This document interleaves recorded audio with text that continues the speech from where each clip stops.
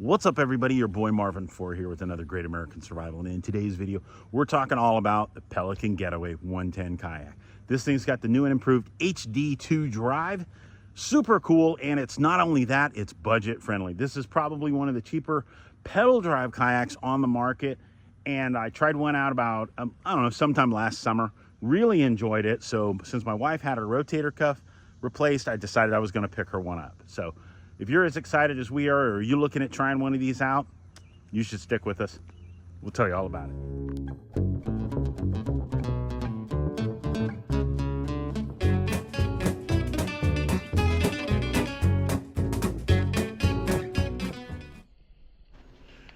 This video is intended for all ages. Okay, so as you see, very nice kayak. The kayak itself is 125 inches in length, or 318 centimeters. The weight is 65 pounds, complete, seat, drive, everything. The max weight is 300 pounds. The height is 11 1/4 in the widest point, and the width is 33 inches across. Now, first off, as we get started, this is the drive. I'm going to get the drive out of our way. I'll show you it in a little bit. Very cool product. As you see, the front area up here has these nice little drains all the way up front. We've got a couple of little pad eyes up here. We've got a little rope built carry handle, and just a real nice upper platform, especially if you want to put like a deck foam up here and make it easier for your dog to ride with you. That's the only thing I find that I thought is negative about this, is there's nothing up here or anywhere on this boat with foam. It would just cut down on a lot. Otherwise, it kind of sounds like a drum. Very nice though, wide, huge, open platform. Just a lot of options, a lot of capabilities, and a lot of choices of how you're gonna rig this up if you wanna fish out of it or if you just wanna go play on the water. So the one thing a lot of these kayaks have a problem with is exactly what they did here. They did a great job. They made an insert that drops in for the pedal drive to sit in. The pedal drive has these nice little flip levers that lock it in place. I've been told that you can take one of the Hobie 180 drives and drop it down in there and it works. Haven't seen that yet. The cool thing about it is it has a reverse function, and that's probably my biggest negative about this kayak is you can go forward, but you can't go back. So there's that. So let's keep going. Now this seat is very nice. This is a very removable beach chair style chair. These things have come a long way. This one is the ERGOCAST. These things are very nice, very comfortable, especially for all day on the water. This thing's gonna be amazing. It's got these two little clips that it snaps into to secure it.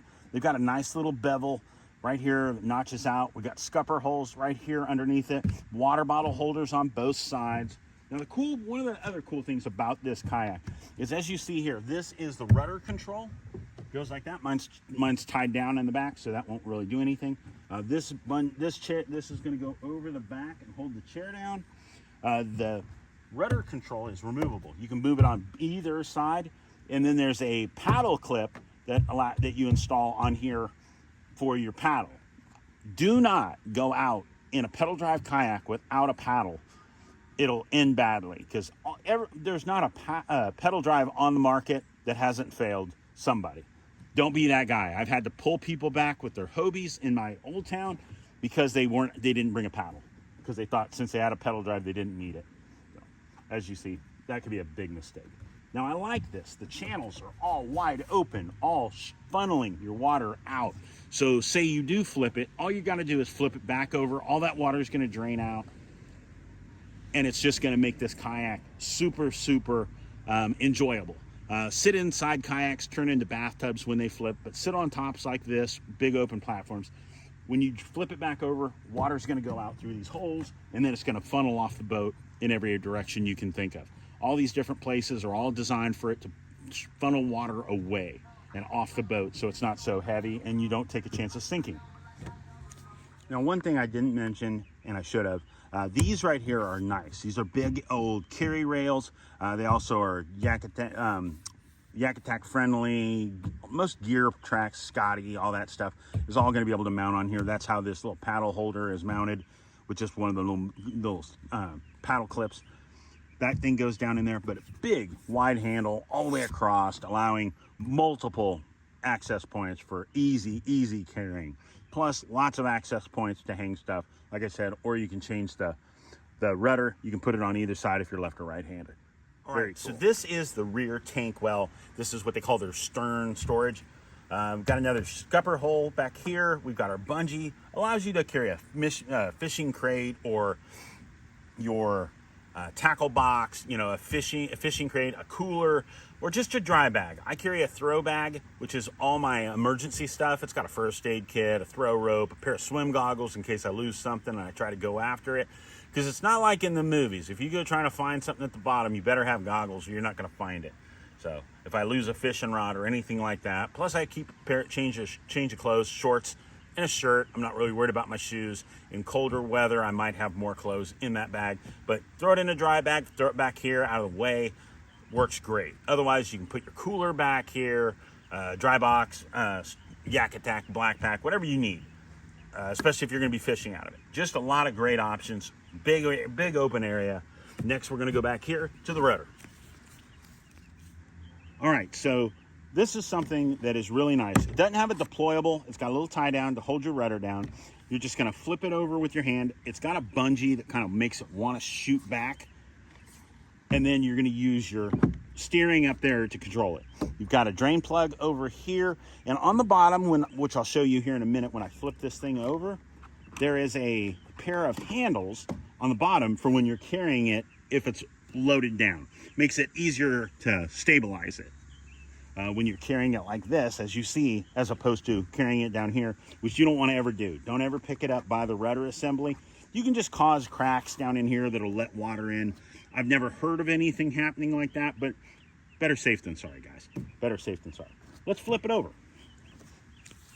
Also, when you're back here, when you install this rear part of your rudder, because when it comes to your house, it's not installed. It's not on there. These cables aren't installed, any of that. This thing right here has these Phillips screws here and here and a 14mm nut down at the bottom. But then it's got these like torque screws that control like the tension on this cable. They're like 3/16. I would have liked Pelican to at least throw an Allen key. You could put an Allen key and put an Allen key on one end. That would have taken care of this. I think it's a 3/16. I just used a little torque screwdriver I keep in my truck. Just happened to be the right size. Just lucky me. And here you go. Here's the bottom. I love this little swell right here. This is going to work like a skeg on the bottom and work with helping you track a little better. With the rudder, that's always going to make it easier. But it also balloons out that front, makes it where it sits a little higher when you're paddling along. So the front end doesn't want to dive into the water every time you hit a wave. This is going to have that buoyancy that pushes it up over that weight, over that wave and all that. Here's your drain spots, the bottom of that insert for your pedal drive. And then we go all the way back here. This is their tunnel hole design, which is something I've always liked about Pelican. What it does is it works like double pontoons and just gives you very, very stable kayaks. And also the way they're designed is it makes them ride really high in the water column, so not a lot of it's down in the water. As you see back here, these are the ones I was talking about. These are the little carry handles. And then back here is your rudder assembly. So easily manipulated, easily removed in case you did break it to get a new one. Very cool kayak. I like this thing. I cannot wait to get it back on the water. All right, so here is the pedal drive. Pedal drive system, nice, easy unit. I wish they had a way for you to store it when it's not, because you can't go up too shallow or you'll run it aground and it'll mess up the fins. You don't want to do that. You don't want to damage your drive. Push those things forward, and I'm going to spin that around and I'm going to take you down and show you the bottom and show you how this thing works and what it does when you're doing this. You know, that's how you pedal it. Just push, you know, push forward. It does have foot straps on here. Very nice system. I like it. It's not loud and clunky. It doesn't, you don't hear grinding noises or anything like that. Very cool. Here's the drive from underneath, and it's really cool the way these things work. very, very cool, everybody. And then you just line it up like so. It makes it where you have to be in this position to take it out. Like that. See how that is? In line with each other. Now you can adjust this with these pins. Push this in and you can move it forward and backwards however you want to make it shorter or longer. Taller, shorter people, things like that. Very cool. But a very nice drive. I'm going to get it out. I'm going to take it out one day this week, so you can look forward to that video here in the near future. And guys, these things are really, really nice. I like the setup. I like the kayak.